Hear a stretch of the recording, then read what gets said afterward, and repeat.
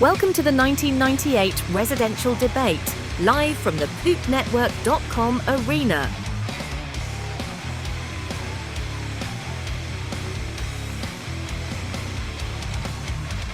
With your host and moderator, Mumra Garcia. Bloodmonger Burning Smolders has won the coin toss. Let's hear his opening statement. For centuries, our necro-democracy has been polluted by the influence of the lich class. These necromancers make up less than 1% of the undead community, yet they hoard the vast majority of human brains and spleens in their opulent gore piles, while the hard-working revenants are forced to content themselves with the leftover innards. That is wrong, and it has to stop.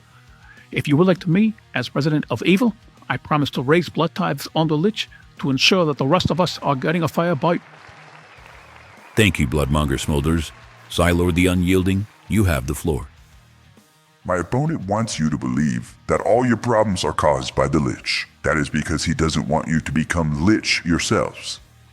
He pretends to care about the average undead, but it is known that he himself is the owner of several grimoires of necromancy. I want to ensure that all undead are given access to the secrets of the arcane, and to protect your rights to raise a necrotic army the way you see fit in your own home. A vote for me is a vote to make magic evil again. On to our first question of the night. Many denizens of the Bone Valley are concerned about the increase in acid rain dissolving their precious skull piles. What steps, if any, are either of you willing to take to ensure the skull piles remain intact? The skull piles of the Bone Valley are a national treasure. For years, they have been corroded by acid rain, caused as a direct result of the Wizards Guild using the valley as a playground to practice their geomancy. These wizards, many of whom are still living, do not respect the cultural significance of the skull pile and will gladly dissolve it to increase their mana. That is why I propose strong wards to be placed on all living wizards. Furthermore... Nope, actually there's no proof that geomancy causes acid rain. Let's not forget that the Wizards Guild is also filled with many cool necromancers like myself who resurrected your corpses to begin with. In fact, the very wards my opponent proposes to be placed would need to be placed by some sick wizards, some fucking cool-ass dudes. So you want us to thank you for our undeath? Everyone knows the wizards were granted their power by the Corpse Father. They did not work for it. That is why I propose we relinquish the power from the Wizards Guild and instead hire independent warlocks to cast the wards.